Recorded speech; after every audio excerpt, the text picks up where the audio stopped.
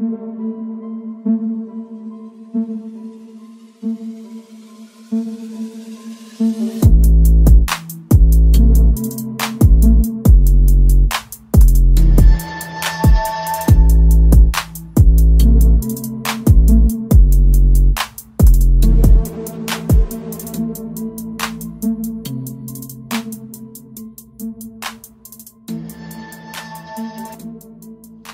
what's up everyone? Been wanting to drop this video for years now, guys. About this new bait that I helped design with Strike King. I had some help along the way for sure. I always do. I mean, because I sure can't do this on my own. We have a pretty awesome team up there at Strike King. So this is the story behind the Gravel Dawg. So every couple months, all of us Strike King guys get together and we kind of go over things. You know, things we might need, things we're looking for the future, all kinds of different projects.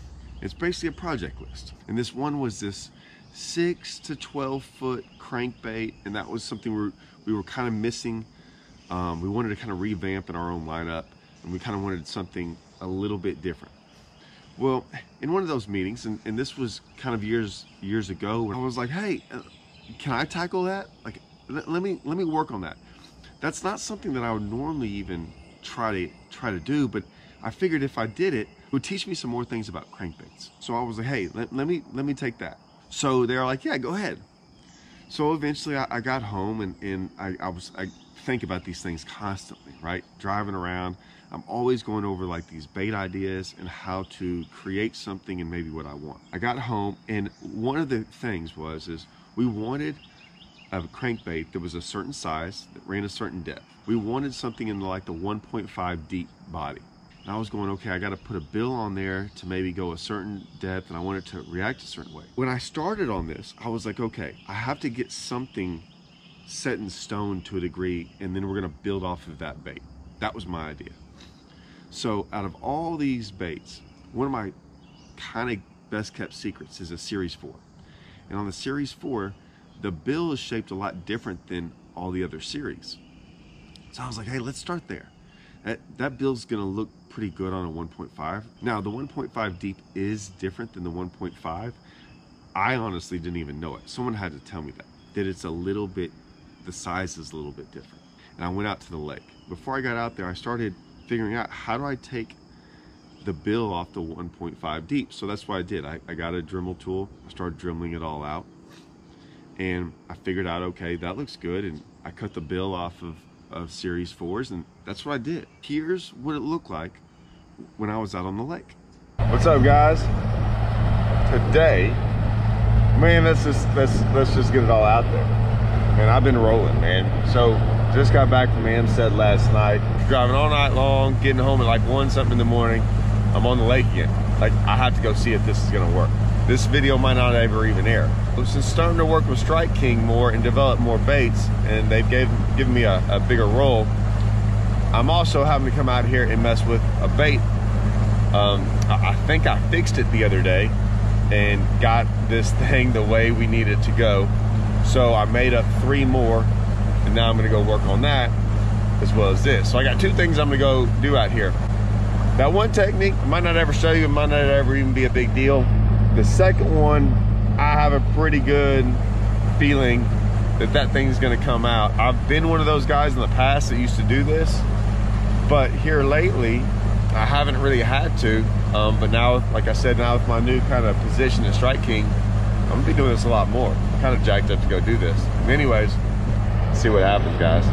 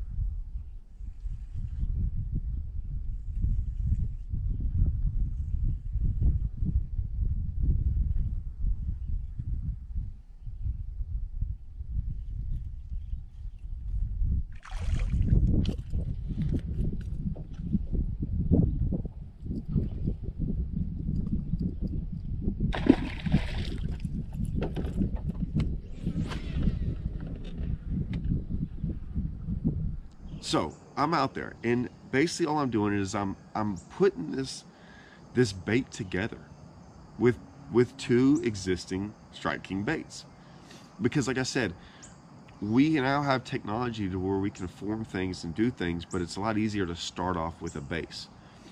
So as I'm doing this, I'm just trying to figure out how to get this crankbait to run right.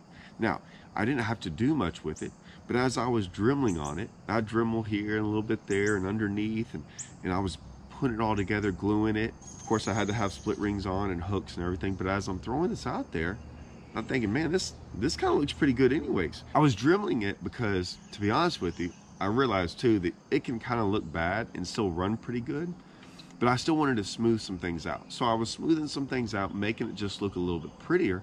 And in doing so, as I'm throwing it out there, I'm like, this looks pretty good. Well, it didn't take a couple casts, and like I said, I was on a really clear lake, so I could just see to make sure it was running good, and I catch one. And now, normally I would be really excited, but the thing was, I was like, man, I just super glued this thing together. I have no idea if this thing's gonna hold or not. So I'm kind of being pretty gentle with it, and I get it in the boat. And I'm like, I'm all like, I just made this bait and caught a fish off it. That's pretty cool. I will say the lake I was on, I don't really catch them cranking out there. So it kind of shocked me a little bit, but whatever. So I was like, man, this thing looks pretty good. So I'm throwing it around a little bit more. I'm talking about in a couple minutes, I catch another one. I'm like, well, okay, let's kind of just mess with this for a second. So next thing I know, this is also a couple minutes later.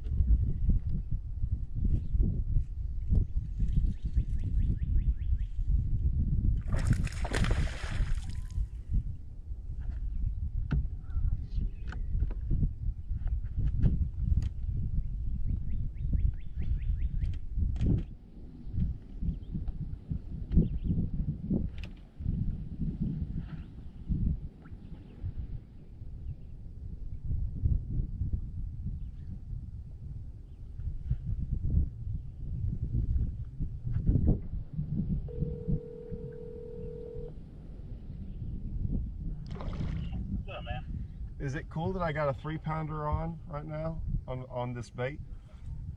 Yeah. Kind of cool. It's my third one. On different colors too. I've caught them on every color. I've made 3 different ones. Oh, I took that back. I've made 3 different ones. I've thrown 2 of them and got bit on both the other 2 I've made. They run good. They all run pretty close. That one I made is by far the best one so far. I can't hear you.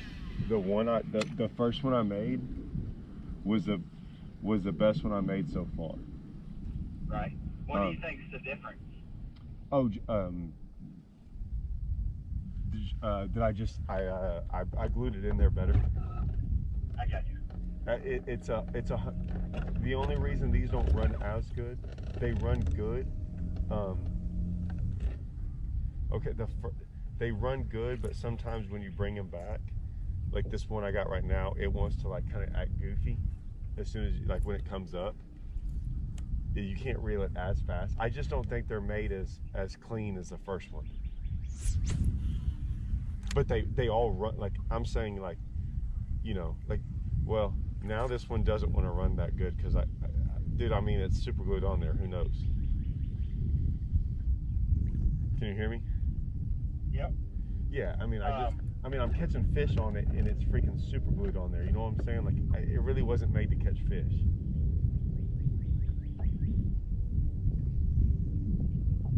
I'd like to see a picture of it when you get a chance. Yeah, but that's why I put the other one up. But I mean, in the second one, you know, when I cut it, or the first one, the brown one that I made, yeah. I caught that fish on it on like 3rd cast.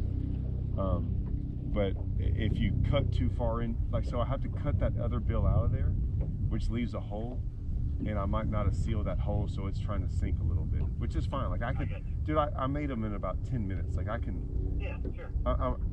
like I got it. Like it's good. You know what I'm saying? Like I can make it. I'm not worried about making 10 more if I had to. But yeah, they're eating it. I mean, they're freaking. This ain't a lake I go crank them on either. I've caught very, very few fish on a crankbait. I'm just throwing it out there just to see, and like they're freaking hammering it. So pretty cool. That is cool. Yeah. So yeah, I'm going to send you that first one in the mail tomorrow. Okay. Sound good? Or maybe today, actually. I might do it today, actually. So that's it. Well, I'm gonna call Van Dam and just kind of bring him up to speed. Tell him, you know, kind of get him excited about it. So. Okay. Okay. All right. Well, good deal. Yeah, man. Just get me one here, and we'll go from there. Okay. I'll try to work on some more too. So if I get some more made up, you know, that I really like, that I, you know, I'll mail them later on this week. You know what I'm saying? Because I'm kind of figuring out after making one or two, kind of like what I have to do to make them. I can definitely shave on the bills too. All I have to do is shave the bills and make it run right. So that's pretty cool too. So I figured that out as well. But they all have the same thumb. It's just, you know, obviously when you're doing that, they're not all going to be the exact. But the one I'm giving you, yes, is going to be good. Is the one, the very first one. Well, I appreciate you working on it, dude. It sounds like you're getting places. So. Yeah, I ain't gonna lie, dude. It's kind of fun. Like it is fun. Yeah. I'm glad. Like what I'm hearing in your voice is what I was hoping I was gonna hear. Well, dude, I drove 8 hours home last night from fishing for freaking I don't know how many days, and like, you know, woke up and made these baits and jumped out on the lake. Yeah, so like, it's the catching the fish part was like, I wasn't gonna call you about just the bait, you know, but I was like, well, heck, I've caught 3 on it, and I'm not even trying to catch fish on it. I'm just kind of throwing it around, looking at it, like changing them, you know, fixing them and doing all that. I mean, I hadn't thrown it maybe 20 minutes.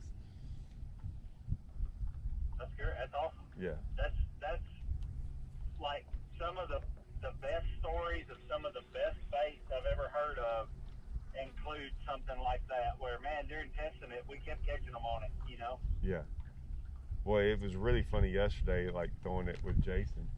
Just like, hey, throw this out there. I'm like, you know, I'm just like tossing it underhand towards the bank, and I'm like, oh, there's one. Jason's like, God, are you kidding me? I was like, I know. That's awesome, dude. So, okay, well, yeah, I'll send it to you in the mail tomorrow or tonight. And do it, like, if you can, get it here by the end of the week. Yeah, I'll try to overnight it. All right, man. Well, if you need me, holler at me. Okay. All right, thanks, Todd. All right, now that was my old boss. I'm sure a couple guys on here can recognize his voice. I was like, man, this is pretty cool. Like, I don't think I'm gonna touch this anymore. I'm just gonna leave this alone as is. I'll just build another one. But something special with this, something, I don't know what yet. So I cut it off, but this is it. This is what I made. This was the very first gravel dog. Trust me, I'm not even throwing black and chartreuse a lot in some of these lakes. I sure wouldn't have thrown in this one as clear as it was. Okay, if you can see, it's not even, it's rough. It's rough around the edges. I get it, but it just caught fish. There's a lot of guys that want to build certain baits for certain things. I'm a guy who's always been like, I just want baits that catch them. Now there's baits that catch fish. Most baits all catch fish. There's baits that catch fish, and then there's baits that catch fish. They're fish catchers. Look, we can go like a 6XD, a Series 5. They've been fish catchers for Strike King. Like, they may not be some of the best fish catchers you'll ever find, right? They're crankbaits that were made the right way. All I know is it caught some fish really quick, and I mean, it's glued together, basically. Sanded and dremeled, and it was pretty ugly, and it caught fish. So I sent it up to him, and I said, hey, check it out. What do you think? because he's, you know, I don't want my opinion, right? My opinion was it caught fish. Let's let him with like a blank canvas look at it. He looked at it, he's like, man, I like it. I said, let's send it to Kevin. So Kevin Van Dam, Kevin gets up there, and I called him and I said, hey man, I'm sending you something. Now, I don't tell him really what it is to a degree. I'm like, hey man, there's a crankbait, blah, blah, blah, that's it. And I give it to him, and he was like, well, because he was looking for some other things too. Remember, he has his own idea of what he wanted. He said, man, that wasn't the idea I wanted, but there's something there. He said, dude, don't, and I said, well, don't throw that around, man. That's the only one. Now, I say it's the only one because I made more that day. So I did make more and caught fish on it. That one ran perfect though. Like, I didn't have to tune it at all. I didn't have to do anything to it. He said, yeah, man, I think you got something there. He started describing things that he saw that it did. And that's what I want. I saw it, but I don't explain it to him. I don't have to explain that stuff to Kevin. But my point is I don't say anything. I just let them figure out what they see with it. And they were seeing a lot of the same things I saw, right? Now, I hadn't figured out everything with it, but that's what I had seen with it. Well, this was like another one. Now, we eventually painted it, but if you can see, it's not as pretty in the sense of, I know the color's prettier, but it's not rounded off perfect. They all caught fish. This one was the one I made and then later sent to our guy, Mike Russell, for him to paint. And that's what, because I was like, all right, I got these colors. I really want some like pretty colors. So this was one of the pretty colors we sent to him for him to paint, because this was like early stages. This is years ago. We eventually took this, we got it back, sent it to my boy Shane. Shane does everything for us, and he's crazy, okay? So he came out, this is what it did. This was the mold, the 3D print he made. This is the first one that he ever made with it. And if you can tell, that's what he did. All he did was take what I did and then made a 3D print. So this is like the pretty version, like the smoothed out, everything fits nice and neat. Like, this is what we get. And I was like, cool. Now you can throw this, but it's not that great because it's 3D printed material. I mean, it's really not what you need. But we eventually went from this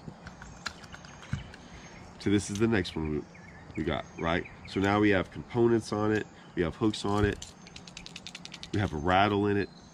This is the next step. We still don't have the finished product. This is different material, and we're still testing things out.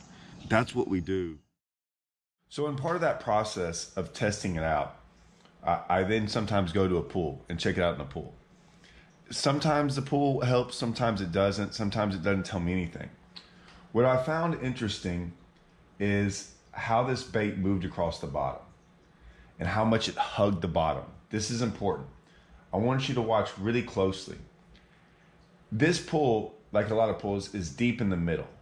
Okay, so right in the middle of the pool, it's deeper, and then as it gets closer to me, it starts to rise in a slant. So a lot of problems you see with baits is when they hit the bottom, they deflect, right? Sometimes we want deflection, but sometimes they deflect and they come off the bottom and they get squirrely. They get kind of off balance. Watch how this bait, as it comes up that slope, and remember, this is a bait that's supposed to dive 8 to 10 foot. It's coming up that slant and it's only 3 foot deep. And look how it's hugging the bottom, but still hunting. Notice how it's not rolling over. It's not deflecting and coming up off the bottom. It's hugging on that bottom and hunting. That's what we wanted. We wanted it to hunt and to stay connected to the bottom, to stay connected to that rock, to deflect off the rock, but not get crazy, not get wild and deflect up or go sideways. Those are the qualities we wanted in this bait, to really stay connected to the bottom and to hunt like that. So we were very pleased with that. Those are the things we learned more and more. The more we tested, the more we realized what this bait was capable of. This was one more step in the process of realizing we had something really special here. Now that we're really pleased with how it runs, we start handing them out to the Strike King team, trying to get their feedback as well. We want to hear what they have to say. And then we start handing them out, like me and Kevin and guys around the team. We start trying to give it to people and start letting them mess with it. And what happened was over the time, and it's tough within any company, guys all have this envision of what they want. That's why I don't tell them anything. I just let them mess with it. And a lot of times it's really funny that guys think they want something And I'm just always telling them, like, hey, just go throw it. Just go throw it. Luckily, guys just went and started throwing it, you know, and they just started doing their own thing with it. Eventually, we get more to this. Because we let, like I said, we get Mike Russell in there, and Mike Russell just starts going to town with painting. So he starts painting these colors. Now, these were colors that I wanted, because I wanted to go try these out, right? I wanted to go try these out and see what happens, because they're a lot prettier, right? They're going to get a bit easier. I mean, everything. Like, I want to combine it all together and see what happens. And this is what we got from it. So, as you can tell, I'm even going out there and throwing it on different lakes. I'm seeing what it's all about.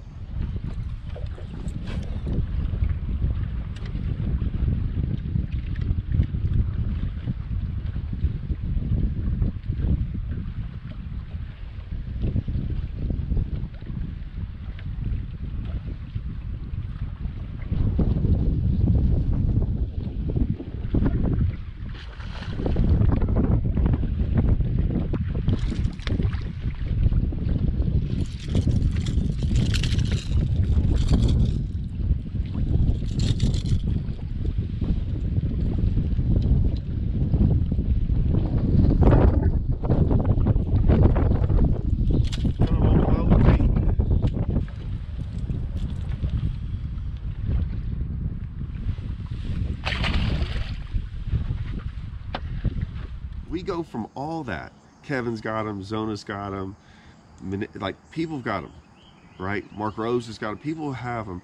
I hear some feedback here and there, but for the most part, like, I didn't really understand. Like, I heard the feedback a little bit, but everyone was just kept on getting excited about it. I was like, okay, it's just a crankbait, I thought, right? I was excited. Well, we get all this done, and all of a sudden this year, it's gonna come out at ICAST, and it's gonna kind of be our showcase. I was going, really?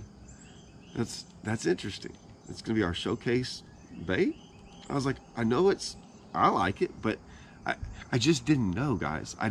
It kind of caught me off guard. We were at a national sales meeting, and I was like, man, they're really pumped up about this thing. So fast forward, we get all the colors done. We're at ICAST, had videos to shoot over. We had all this stuff to do. And then all of a sudden I started hearing from fishermen. Like, guys would come up to me and start talking to me about it. Like, guys from Strike King. And they all started telling me their stories. Man, you know, I didn't know about this bait because of this. And then they started telling me about, like, hey man, I went through it on this place and I started catching them on it. And I was like, huh. And I went down this bank and started catching them. And man, hey, do you know how weedless this thing is? And I'm like, yeah, I kind of thought so. He's like, no man, this might be the most weedless crankbait ever. And I'm like, God, I really didn't even, that's not really what we even intended for it to. He's like, yeah, I thought it was going to be more weedless than it was for going on rock. But then I got it on rock, and the way it catches the ground and it hunts around. And it's not a bait that hunts as in it's all wild. It grabs the ground, which is what we wanted. And no matter where the ground goes, it connects to it.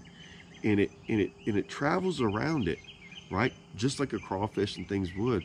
But it never tries to flip up. It just stays in contact no matter what. And I was like, yeah, that's kind of what we wanted. We wanted something that size. We wanted something that deep. We wanted something with that crazy, like, hard thumping action, all that stuff. And so as I started hearing these stories, a lot of the stories were that in their head they wanted this and this and this, and I get all that. But they all said the number one thing that I care about, because all the other stuff is great. But the number one thing I care about is they all said this. They're like, man, they all started telling me about their fish catches, like catching fish on it. And I've always been that guy that's like, man, you can make the best crankbait ever that runs the best and all this stuff. That's not necessarily the best crankbait. We all have those crankbaits in our boxes, right? They're all the same crankbait, but there's one with teeth marks all over it. There's something different about that crankbait. We all know that. That's kind of the way I felt with this bait. There was something different about it.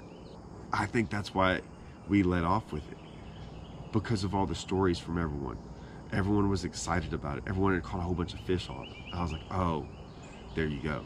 That's why. That is kind of the story behind the Gravel Dawg. It's kind of this weird little, I don't want to say accident, but kind of. I mean, it was the first one of a glued together bait of trying to get a mold of something similar that we could work off of. And instead, we just kind of hit the jackpot. It's pretty cool.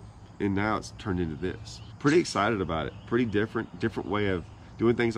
That'll probably be the only story I'll ever have of making a bait for Strike King like that. And that's cool. I'm glad. Maybe I don't want to have other stories I want other stories to be a lot different than that. It's crazy how a bait goes like that, and then Strike King can turn it into this. I mean, that's the kind of people we work with at Strike King, that a lot of work went into getting it like that. You know, going from an unfinished, kind of not great looking bait to what it is now. Yeah, they're gonna come out pretty soon. Sometimes we do things at Strike King, because in the end, when it's all said and done, we just want a bait that catches fish. Go get you a gravel dog. See you guys.